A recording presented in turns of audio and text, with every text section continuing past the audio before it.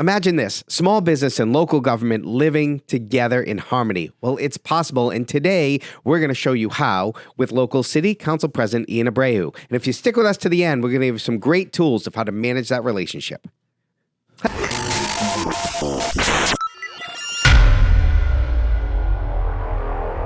Hi, welcome back to Blunt Force Business. I'm Brian LaFauci. And I'm Patrick Marino. And today we are digging into the relationship between your business and your city, town, municipalities. Nice. All right, let's get right to it. Right off the bat, we got our blunt force facts today. So blunt force fact number 1 is the goal is mutual benefit, not charity. Yeah, so this is a relationship, right, where the city and the business are profiting off of each other, not one or the other. And I think that we get sometimes confused when we talk about local municipalities in that they're all nonprofits, and that's not the case, right? We should all be making money and all working together. It's not just your nonprofit, and it's not just extracting resources out of each other.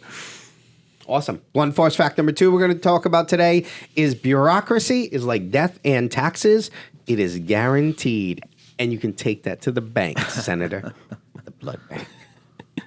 So red tape is not something we like. Everyone complains about it, but it's just a freaking fact. So you got to deal with it. You got to be patient, and you got to work through it.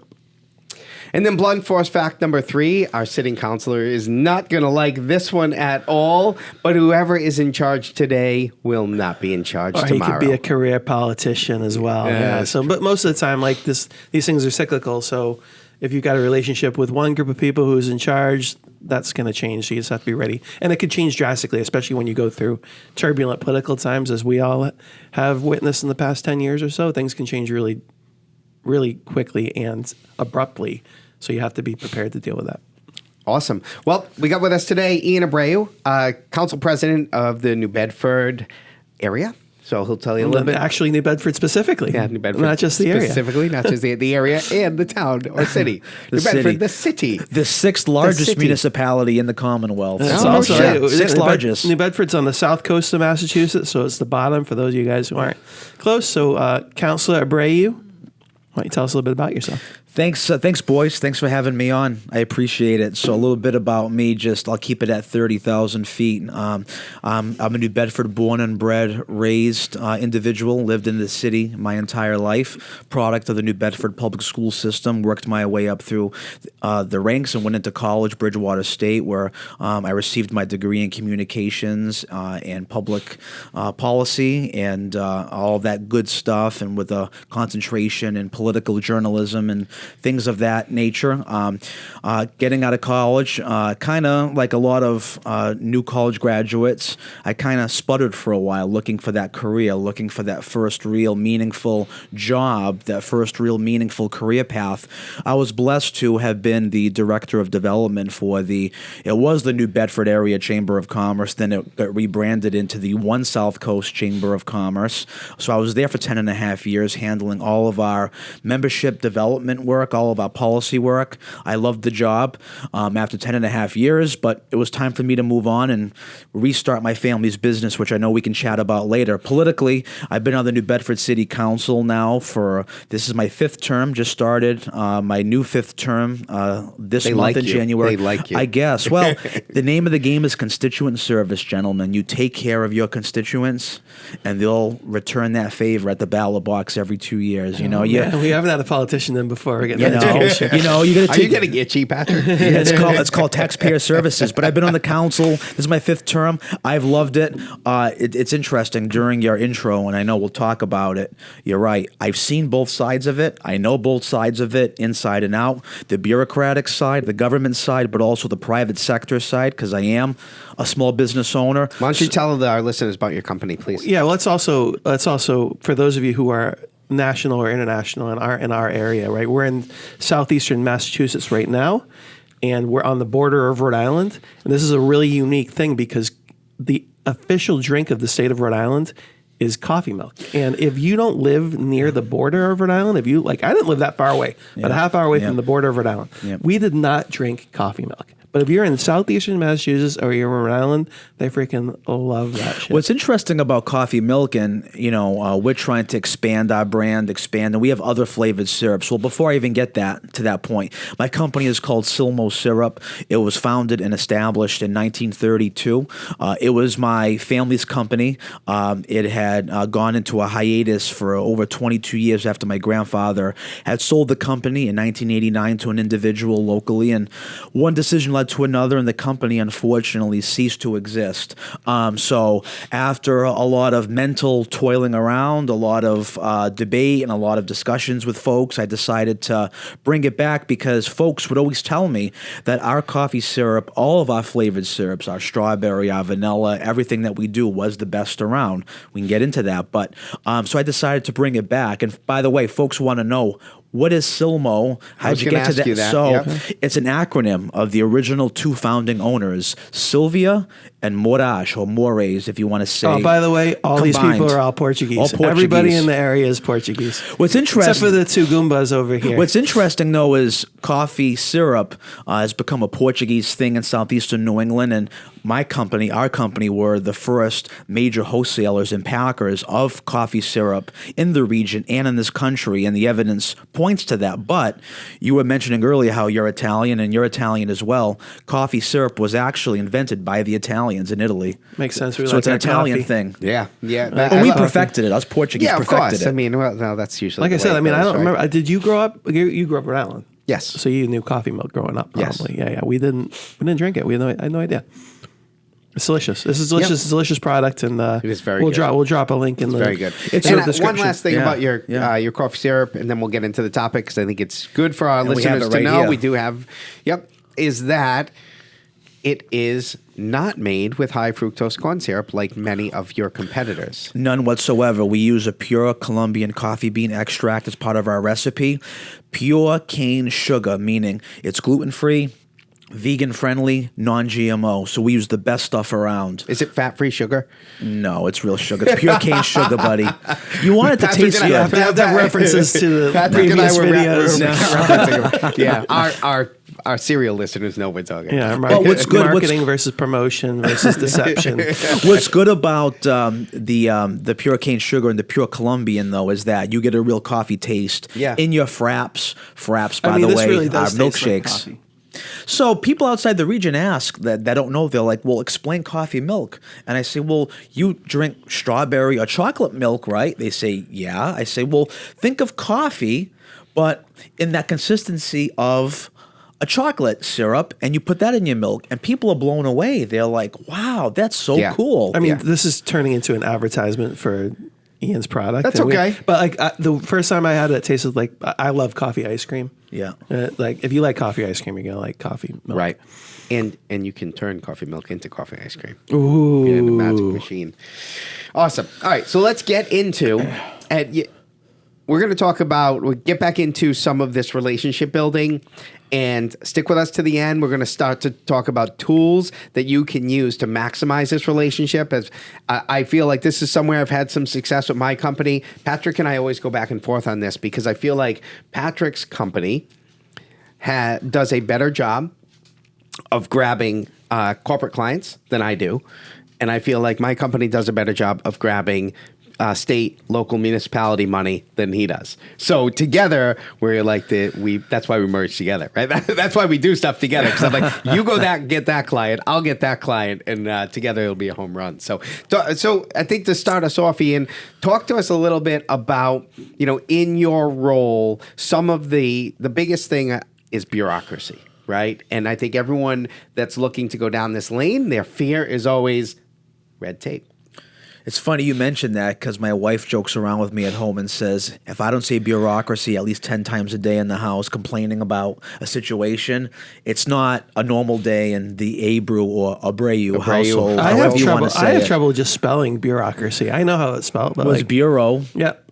Accuracy, right? Oh, see, we got an expert. How many times do you have to say it a day to get that? Oh, I know. So yeah, I mean, it is a problem. And by the way, red tape isn't synonymous with New Bedford. It's a statewide, national thing.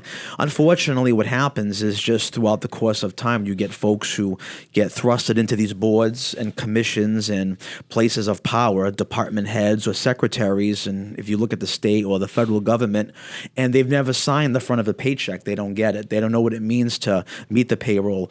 They don't know about the overall expenses it takes to keep the lights on. So their attitudes and the attitudes of a lot of folks politically, and I'm trying to dispel those myths, are that small business owners are plush with cash. We're all well off. We're all well-to-do, and we can absorb those blows. And that's not the case. And you know that, and you know that, and I know that. My biggest expense every 2 weeks is payroll. Between FICA, Medicare, all the taxes and fees, that's my biggest expense. And when you've got people of whom you're responsible for, that's a big problem. And you've got to realize that. And government sometimes falls short of that goal. And one of the things I've tried to do is this year I'm the chairman of one of our committees on the city council. It's called Appointments and Briefings.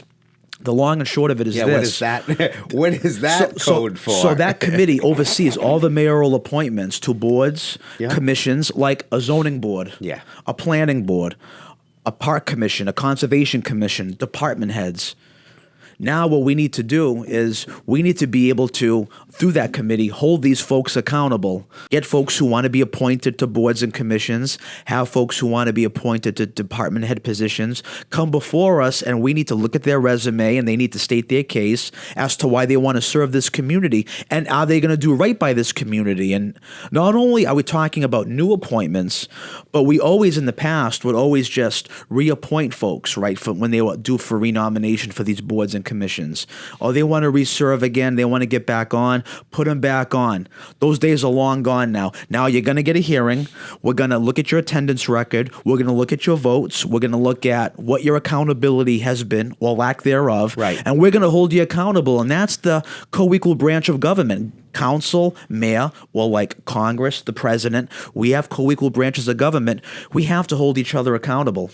I think what happens, though, is the thing you just described is the reason why a lot of business owners don't go down the road of having a business type relationship with these city, towns, municipalities, because there's this feeling that unless you know that person, and I think you talked about your role in networking and some of the success that my company has had with gaining some of the federal, state, and municipal contracts that we have is it's taking that concept, right, of networking, which I know you love, Patrick, the concept of networking. Well, I mean, some people call it networking. Other people call it payoffs. But, like bribes. Some people would use those words. No. I used to love networking. 10.5 years of networking.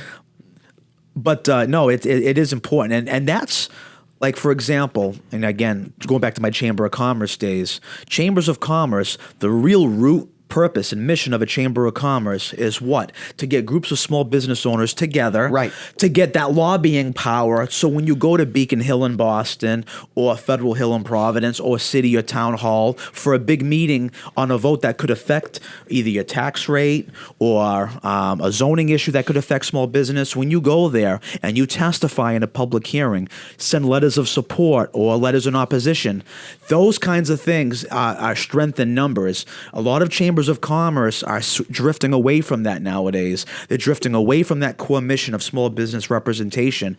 It's becoming now, honestly, chambers of commerce are sort of refocused or focusing now on big banks, bureaucrats, millionaire business conglomerate organizations, and that's kind of what they've been about. And it's unfortunate to see because that's not the purpose of a chamber of commerce. Everybody drink. Ian just said bureaucrat again, so that's two. Right? Everybody drink. The drinking game. Exactly. Well, it's like you guys were in my head. I'm looking at the questions. I see bureaucrat, bureaucracy. So I love it. Well, no, so the one of the things just that came up as you were talking through the changes at the council level, and then also just the changing role of the chambers of commerce and things like that, and what they do and what their terms are, is just as a small business owner, I think it becomes confusing. Like, if I wanted to work better with my local municipality, who do I go to? Like it's to me, like with all the changes and with the chamber's role changing, like it doesn't seem clear to me. Well, the communication channel is. Well, back in the day, you would join a chamber of commerce because it was your civic duty. You join a chamber and you join a local. It's your chance to give back and be part of the community. And and you wave the flag, go to the pancake breakfast, do all that. Hey, hey, ho, ho. But now chambers of commerce. Now pancakes will kill you, so people don't have pancake breakfasts anymore. Exactly. Well, if you have oat milk there, that'll save it. We're not talking about that. Saves the chamber. Oat milk saves the chamber. That's gonna be that's gonna be the next commercial. And chambers of commerce now have to really make the case as to why there is a value. And selling a chamber of commerce isn't like selling a car or Cardi's Furniture down the street where you touch it, feel it, sit on it, try it out. A chamber of commerce membership is abstract. You have to envision that. Right. And if you can't show tangible evidence on how a chamber membership can increase your bottom line, you're not going to sell that membership. Right. No, I completely agree. I think those organizations differ greatly. They trended in certain directions, and now I see some chambers when they're pitching to me to like, hey, join our chamber. That's the pitch. It's more like, hey, listen, our chamber has gotten to be more active, beneficial. Like it's we don't really the ones that are very membership focused. It's all metric, right? So what metric do you care about? Do you care about how many members you have, and just getting people to sign a check and things like that, or so. Taking that concept back to a government municipality approach, I think is one of the important things that we need to do, and look at the fact that, hey, like our first blunt force fact, the government isn't just there for charity, and we forget that. Like during COVID especially, you look at what that was, and that was all, government bailouts, government money. Or it's not just that. Like you and I we talked about this a ton here and elsewhere where we've been involved in entrepreneurship. Right. And Councilor Abreu over here has been involved in some of these groups too, where it's, a lot of the entrepreneurship groups are only set up for cause-based entrepreneurs. Yes. And a lot of the cause-based entrepreneurs, whether it's diversity, and these are not bad things, we're just talking pure factually, whether it's diversity, whether it's climate change, whatever it is, a lot of them are set up as nonprofits. Right. Right. So it's like you are working when you're working with the city government. City government saying we want cause-based businesses. We're going to invest in these cause-based businesses. These are all nonprofits. And now, where does that leave the rest of us who are capitalists who want to make some money? And not just capitalists in the evil sense, capitalists in like I believe that if we believe that if we do a good job of doing business, that's going to rise the tides of everybody, right? That will create more jobs. It'll bring more money back into, and then once I make money as a business owner, that I can contribute to my community. Right. Exactly like that. Right. Well, I think you hit the nail on the head, Pat, is that capitalism is not an evil word. It's not. Greed is good. That's how this country was founded, by capitalists. Our founders were all capitalists. They believed in that sense and in that frame of government. Socialism doesn't work. It doesn't work here. It's proven to not work, and communism doesn't work in Russia. It doesn't work in China. The evidence is there. It doesn't work in Cuba or Venezuela. You want a free society and folks to be able to go out and thrive and achieve that American dream. That is the American dream, capitalism, and I'm in full support of it. So I think that's the challenge, though, is I think that especially like even just thinking it through. I'm not thinking it through myself working with you, but I'm thinking it through just as like an imaginary small business owner. What am I thinking? I'm thinking that the city's, especially in our area, right, full of bureaucracy, yep, full of people who seem more interested in causes and not as much interested in business. And I'm thinking that we're almost working with communists running our cities. You know what I mean? Like that's what I'm thinking. Well, and that's just a perception. Right. So part of, I think, what we're trying to do is break down that perception. And I think let's get to that in a couple of minutes and really break through some of the effective ways they can do that. But I want to just point out, because I think before you look to break through anything, you have to be able to identify what the cause of your preconceived notion comes from. Right. Because some of it is movies, right? Some of it is reality or experience that you have. But part of it, too, is think about this strong connection between regulation. And regulation, you would say, is probably one of the cornerstones of things that businesses struggle because can stifle them, right? So we all feel as business owners, that regulation makes it tough for me to do this. Well, where does regulation come from? Comes from state, local government, right? So, or federal. So what do we naturally do?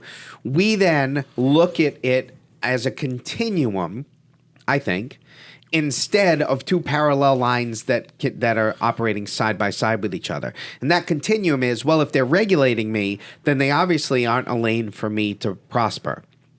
But the reality is, the regulation piece is a lane of the government. The ability to do business with the government is a lane of the government, and they are siloed. As much as silos aren't good, and we talked about that, they are siloed. So the government can regulate an industry and also contract with people to operate in that industry simultaneously. Well, it's interesting you say that because, for example, we had a planning board hearing. It was about 2.5 years ago now, and there was a multi-million-dollar cannabis dispensary coming in New Bedford in a high business visible district, and we're talking. Did you know you're in the blunt zone, by the way? I'm in the blunt zone. I'm in the blunt zone. I wanted to clarify as you get into this that you are already in the blunt zone. You are in the blunt zone. Ian Abreu, Councilor Abreu. In the blunt zone. Welcome so to the go on. blunt Tell zone. us your story about the. So, well, you talk about the parallel lines, right? Yes. And our planning board hearing. Now, by the way, this dispensary, we're talking millions of dollars of economic input and output into the city as it relates to jobs, taxes, giving back, all of that. So they're going for their special permit, right?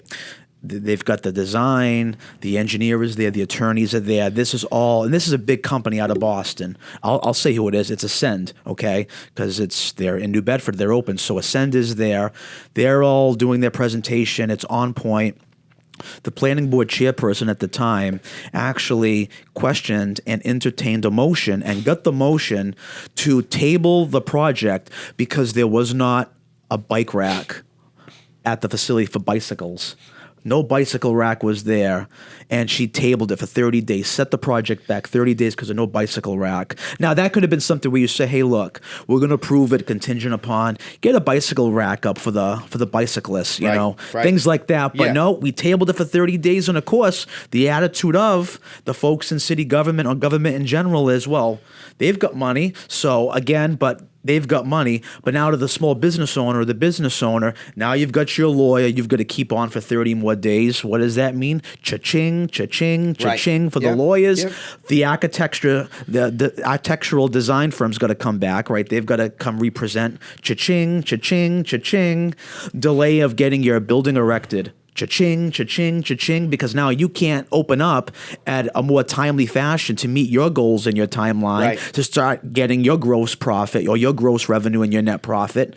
So it has a chilling effect. It trickles down. You're right. I think that so before we'll get into solutions right after that, but basically we're talking about, it's a two-way street, right? It's like the government has people who are part of the government who've been elected. A lot of times they're doing what they think is right, because they believe that there are, and most regulations exist because somebody who is in my position abused something, did something wrong. So they needed to put the regulation in. Now, it might be 15 years later, and I don't know the history of why that regulation exists, but some idiot did something stupid, and that's where the regulation came in. So like you have people on the council who are very protective of the people, right? Very protective of the community, very protective of certain interests that they have, and they believe that the business owners are capitalists and we're freaking destroying society, right? And then you have us who are just like, oh, they're just throwing bureaucracy because they don't want me to move forward. They're making it more difficult for me, right? So I think that when we get into solutions, which you probably get into now, is it's not just me thinking, and not me, I don't think that way, but small business owners thinking, oh, it's all a bunch of socialists and communists running business. It's also just people not trusting us. The trust is not going both ways. And I'm not against government oversight. I mean, the purpose of government is for health, wellness, and public safety. By all means, if you're owning and operating a slum property and it should be condemned, we should condemn it. If you have a restaurant or a food packing facility or a manufacturing facility and there's evidence and reports of vermin infestation, codes are being broken, people are getting sick, you should absolutely be fined, held accountable, and shut down. I'm not saying I'm not against accountability. There should be, but sometimes it just gets overzealous, and that's the problem. Right. So it involves a growth mindset on both parts. And I think to step into the solution piece of this, for our listeners, thing number one is recognize that, like the story you just told, you're dealing with people. So lumping every organization and under every department, under every city and town as, well, it's a town government agency, it's going to be a pain in the ass to deal with. That's not true.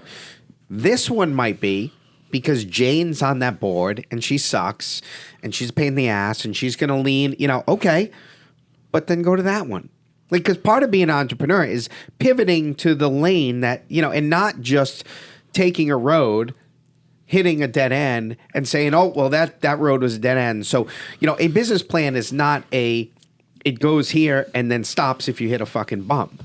A business road is it goes, hits a bump, and then pivots off of that bump. So I think for our listeners, and this is where we found a lot of success in that space, is some agencies were not the right one for me.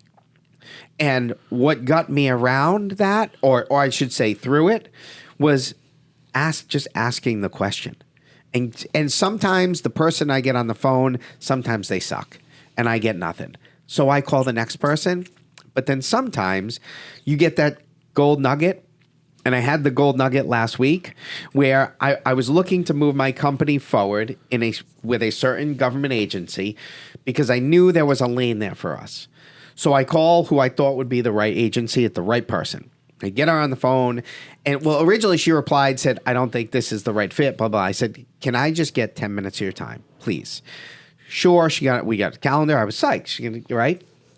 She proceeded to spend 30 minutes navigating for me where I should go. She heard what I had to say, and instead of just saying, so just by having that conversation, she told me, go here, this is the program, talk to this person. If you hit a wall, come back to me. But all of a sudden now, the no is a yes, just asking the questions. Yep. And so it goes back to approaching it the same way you would any other business endeavor. You're going to have clients, and look at them as clients. Look at each organization, each different, building department, zoning department, this town, that town, this state. They're all different corporations, and they're all going to have different feels. And don't work with the ones that suck to their detriment, right? And, okay, maybe they don't get as many people applying there because they're tough to work with. But there's other lanes there. So don't use the term, we get ready to drink, bureaucracy. There we go. Everybody drink. Don't use the term bureaucracy and say, well, it's bureaucracy, so they're all going to suck, because that's not real. You will hit suck. And here's the thing, too, folks. You have the power in your city and town, and we're seeing it, for example, I won't name the name of the town, but it's happening right now where there is that kind of roadblocks happening with a lot of economic development progress, not in New Bedford, but another town in the region. And what's this guy doing? And he's a major power player in that town. Yeah. He's mobilizing, getting candidates who are of like mind to pull papers, run for office, and go and get your name on a ballot and campaign and do it. You have the power to get candidates on the ballot and run for office that might support your agenda. Right. It's about we the people. So you're not stuck. Go run for office. Go do something about it and vote. So yeah, I think you vote. You definitely bring up the point that if you don't like what's going on, we vote. Where we feel a little out of control as business owners is absolutely in the stuff you talked about a little earlier, which was the appointments, right? And that's where I think as business owners, we can get a little frustrated and be like, oh, he's just going to put his buddy in or do that. But at some point, there's a person responsible for an appointment. And that's where our voice can have impact. I get the politics of it. Like if I were the mayor, of course, I'd want people on my boards and commissions that would support my agenda. And I don't begrudge our mayor of doing that. That's part of the game. Why are you going to put someone on there who's going to stymie your ideas of projects? I get it. Yeah, especially when my nephew Joey's been in and out of jail a couple times. What are we going to do with him? We might as well give him a freaking city planning position. You know what I mean? Like, how else is he going to freaking get anything done? But Sorry, But that doesn't happen. No, not Ever.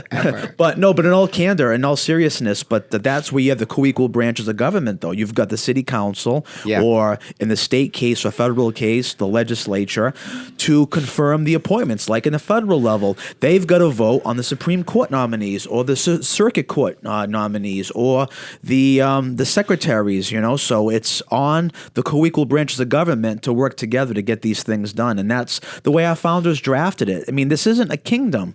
We don't have kings and queens here. We're supposed to be working together, co-equal branches. Yeah. Let's kind of try and wrap things up because our listeners have been nice enough to stick around to the end of this. Let's give them some takeaways. Like how can a small business? I'm a small business owner.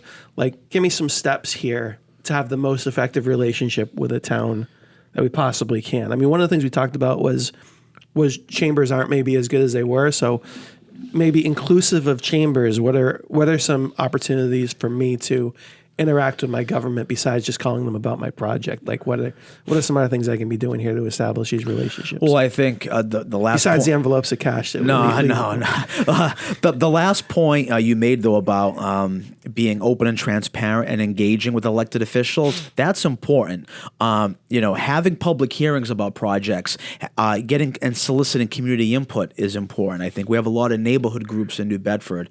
It's important to be involved and to let people know who you are. And again, transparency in New Bedford goes a long way with neighborhoods and with business leaders. And that's very important, I think. Of course, we talked about the chambers of commerce, but it's kind of drifting away from small business representation. But there are other business advocacy groups that you could be a part of. Certain networking groups, certain BNIs that you might find that are worth to you and your company. There are ways. Again, we talk about strength in numbers. I think that's important as well when you're trying to make the case as to why you're a legitimate business owner in your municipality and how you should be looked at and respected and acknowledged. And I think, too, the point that is a great takeaway for our listeners is you need to view this world the way you would view any other networking world. And when we go into networking, and I think this is probably why one of the reasons why you've done so well and gotten reelected is because you understand that this is a community network and relationships matter. So building the bridges there and connecting the dots.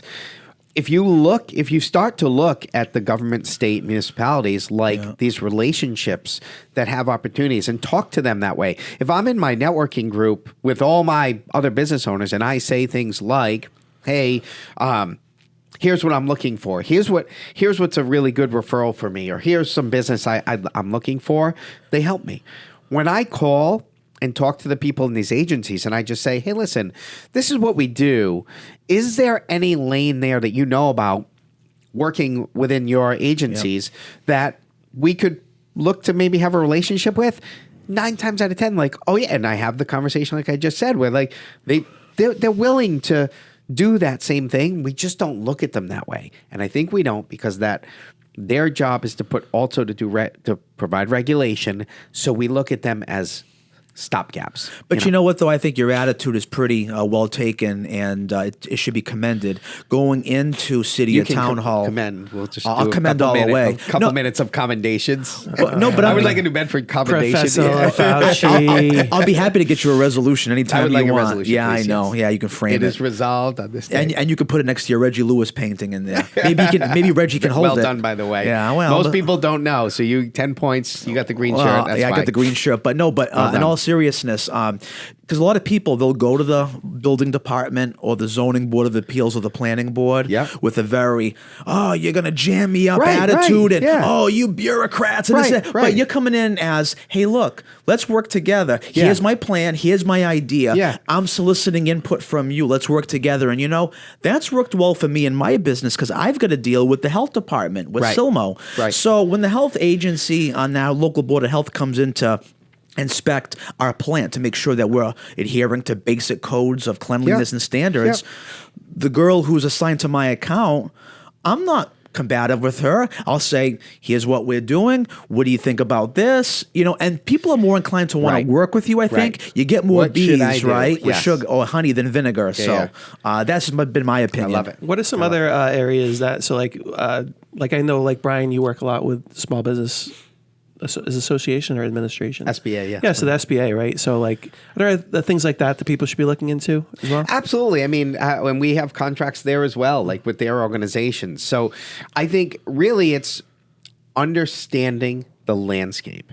So we work so hard to understand where all the revenue can come from a capitalist, model. So we always do avatars but how much do we take a step back and look at the municipality landscape and say, where's the landscape here?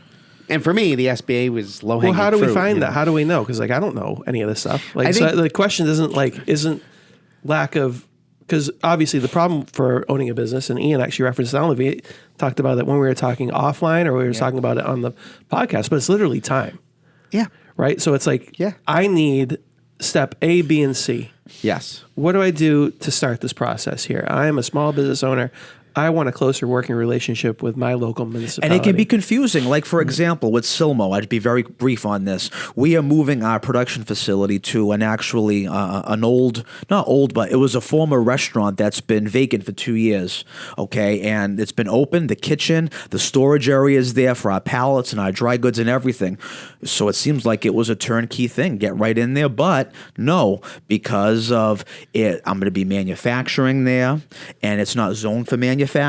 It's zoned for mixed-use business. Then I had to go back and say, well, look, what can we do to make this work? Long and short of it is it's a legal workaround with it where kind of like bakeries, if I am wholesaling and manufacturing, like making bread or pastries, if I have a retail counter up front for people to walk in and retail, then I can open. So I had to kind of rejigger some of that and get my plan amended and do that. And then, but it's things like that. It's just little curveballs, but you've got to either innovate, adapt, or die. I could have said, I have no plans to do retail. I don't want to have a retail rack and have someone go there. But you know what? That would have killed my entire project. Right. So you got to innovate. Right. It is what it is. Yeah. And I wasn't going to rezone the property because that would have been what you call spot zoning, which is illegal. You can't do that. So what was I going to do? I had to innovate. How can we be proactive?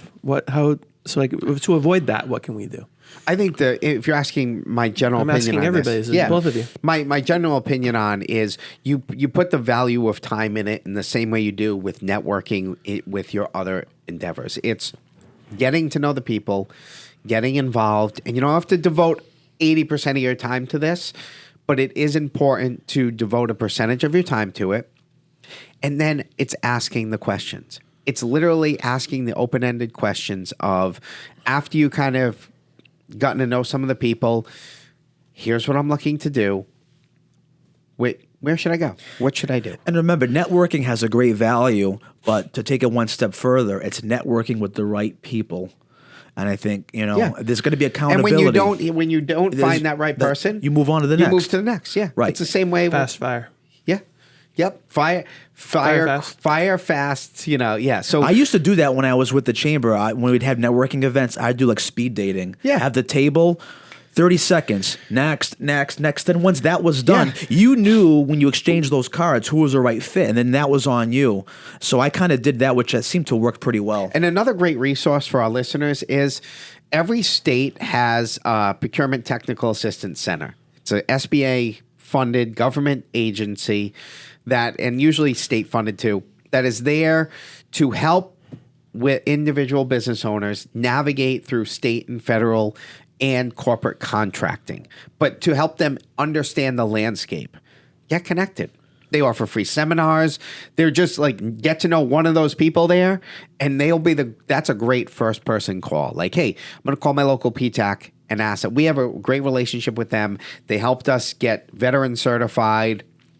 If I have a question about something, I'll usually go to them first. Great. I think it was a good conversation.